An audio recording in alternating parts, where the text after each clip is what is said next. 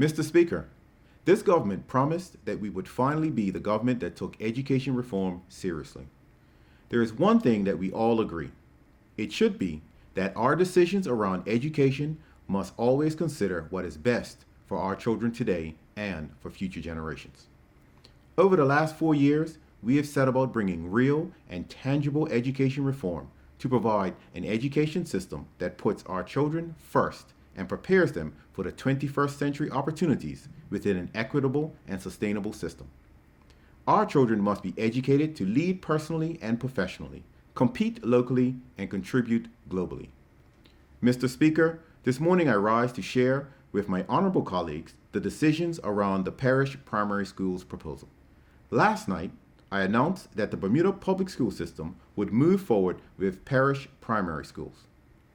This plan will see one primary school per parish with 2 primary schools in Pembroke for a total of 10 primary schools, 8 less than the 18 primary schools we currently use. If there has been one consistent cry from the people of Bermuda about education, it has been said time and time again that the decisions around education need to be free of political influence and decisions more about what is best for our children. In fact, on Tuesday, I accepted a petition supporting the retention of a particular school by 4 gentlemen from SANS. I was struck by one of their comments, which implored me, and I quote, "Do not make the decision based on politics. Our children lose out when that is done." Mr. Speaker, we used a well thought out and defined criteria that identified the best existing school site in each parish that could be redeveloped or rebuilt into the primary school of the future. One that will provide the facility required to complement the current work being done to redesign how teachers teach, how children learn, the revising of the curriculum, and creating an equitable system, and to achieve the vision of primary schools that exist of and for the parish and the community. Mr. Speaker, we have been hard at work since January 2020, preparing the proposal for parish primary schools and thinking deeply about how best to engage the public in a robust and meaningful consultation on the proposal. Starting from the consultation document released in December 2020, followed by 24 Zoom meetings with internal and external stakeholders, we spent a lot of time engaging with and listening to the public and their thoughts on the parish primary school proposal. The engagement sessions started in January 2021 and have led us to today, in July 2021, and the decisions that were announced last night. Mr. Speaker, the engagement sessions garnered 131 written submissions, 434 individual questions that were answered, and over 1,000 signatories.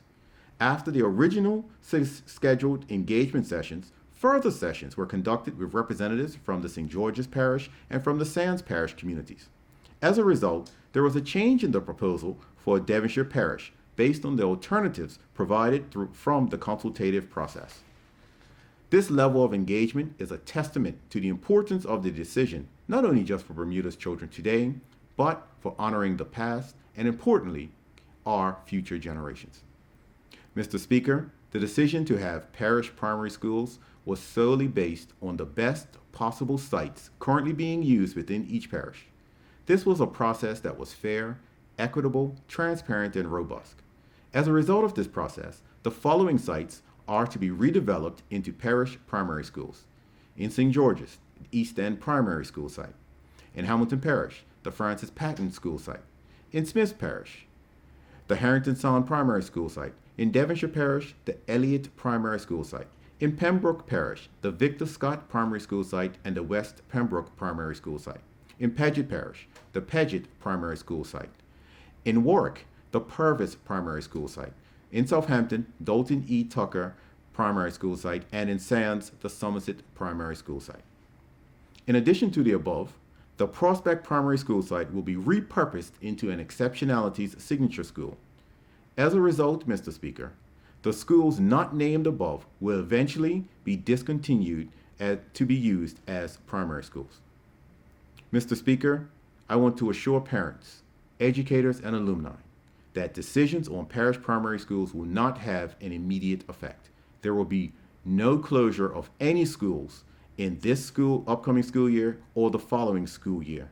The eventual discontinuing the use of any schools will be phased in over a period no less than 5 years, starting after the 2022-23 school year, and more specifically, between 2023 and 2027.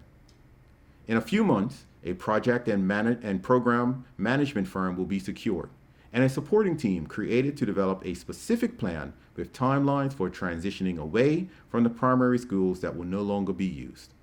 This will be anchored by a capital works project and finance plan. These eventual changes will be challenging for many. We are acutely aware of the need to handle student and staff transitions throughout this process with care. We will engage and involve those directly affected and will share regular progress updates and implementation plans throughout the process. Mr. Speaker, decisions like these are not taken lightly and without considerable thought behind them. As previously mentioned, we had a robust and meaningful consultation process in which the public was afforded the opportunity to express their opinions and provide alternatives to the proposals. I am fully aware that today's decisions, while being welcomed by some in our communities, will displease others. I can state with confidence, however, throughout the consultation, the majority of those engaged agreed and endorsed the direction education reform was headed, but not all agreed on the proposed school sites. Again, Mr. Speaker, I reiterate that we must make decisions around school reform with our children's best interests in mind. This must and should always be our guiding principles. Mr. Speaker, this process has been very hard on some communities, that is, parishes with multiple schools, while others have not, that is, parishes with one primary school. However, from St. George's to Sands, we are asking the entire country to put the needs of our children first. Some communities will see neighborhood schools that have stood for generations eventually be discontinued to be used. That pain is not lost on me. Mr. Speaker, I have been open and transparent with everyone who has called me, who has WhatsApped me, emailed me, spoken to me face to face, that the decisions have been based on what is best for our children and free from political pressure. I realize having this approach has not been received with open arms by some in our communities. It is no secret that there have been some in the Sands community that have been quite vocal in their opposition to the proposal that has the current Somerset Primary Lagoon preschool site as the best site in Sandys to be redeveloped. Mr. Speaker, by way of explanation, the West End Primary School has a very powerful 152-year history, and I am ever grateful for the numerous documents that I have received detailing that rich and powerful history. A history that unfortunately has been rooted in racial discrimination that has seen one school favored over another in the past based on reasons of race. While this is a critical legacy that must be recognized, as I've mentioned on many occasions, our process focused on the sites of our current schools and which of them is best suited for redevelopment for children's success.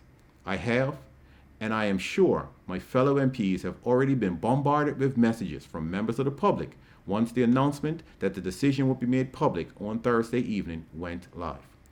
Mr. Speaker, the Bermuda Progressive Labor Party was born out of the auspices of fighting the intolerable legacy of discrimination to ensure all Bermudians are treated fairly and equal, as well as given the opportunities to succeed, regardless of the color of their skin. Despite many of us in the Progressive Labor Party sharing and being subject to the same history and legacy, we have decided that this decision must be depoliticized. It does not mean dismissing the past. It is about privileging Bermuda's children's future. I draw colleagues' attention to the law of origin that states a school must be student-centered. This is a simple yet all-encompassing fact inherent in the reason for the creation and existence of schools, and therefore inherent in the school's work. We must always follow that one guiding principle when it comes to education, which is always do what is best for our children. Mr. Speaker, throughout our consultation process, I have personally been moved by the level of passion and reverence our communities have shown for the schools within their parish. In Sands especially, I have been reminded of the disgusting history of racism and segregation forced on our people that has led to the unhealed trauma and pain that exists today. It is a shameful past that still lives within a certain segment of our community. However, as unsightly as it is a rich history that we must honor in a meaningful way. On the other hand, there is a segment of the same community that is fully behind the proposals, as they see this as a means of finally achieving the equitable and fair system our forefathers fought for. These are real feelings, felt by all, and they are not lost on me as the Minister of Education. I fully understand the huge burden in making a decision that places our children's best possible chance to succeed before political pressures. Mr. Speaker, we have to, we must, and we will honor the legacy, history, and culture of our schools. Specifically, our schools that have provided our black children with opportunities when the system of the day refused to do so. To this end, we will recognize and celebrate our history and create a historical legacy committee. The idea of this committee is to determine the best way to document, record, and share this rich history, not only to preserve it for future generations, but to help communities understand and cope with the intergenerational trauma and pain that still exists today within our communities as a result. Work towards the Historical Legacy Committee has already begun, and further updates will be provided in due course. Mr. Speaker, the first step is to create a national framework with ideas and proposals from members of the community so they can be developed, implemented, and shared with schools and community. Some examples as suggested from the engagement process include producing digital oral histories, publish written histories of schools, visual historical timelines, homecoming celebrations, permanent historical exhibits in parish primary schools, potential renaming of parish primary schools, and the rewriting of our curriculum to include school and educational history. I have heard and I deeply understand the prospects of discontinuing to use some schools, including those with rich histories and legacies. This is a very difficult and painful prospect for many community elders, alumni, parents, and students, and I acknowledge that. Mr. Speaker, I am, however, heartened by the consistent thread throughout all of the information provided on the importance of history and legacy. It comes back to the guiding principles that all children are to have an equitable, high quality, and world-class education. History teaches us many lessons, and that we need to do better for each and every one of our children is one that we have learned as a result of this process, and one we are working to realize.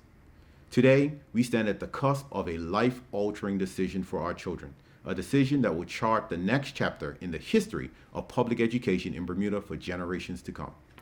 Mr. Speaker, we are not simply deciding to discontinue using schools because it's something to do. We are building and opening new schools on sites that have been judged to be the best possible sites per parish. While we refer to these sites by the names of the schools that currently occupy that space, there is no reason why renaming schools to reflect the progress and growth we as a country have made over the last 50 years should not be considered. In fact, in some cases, this should be considered as mandatory. Our history in Bermuda, especially education, has been filled with examples of deliberate and purposeful exclusion of certain segments of society, mostly black children, to our country's detriment.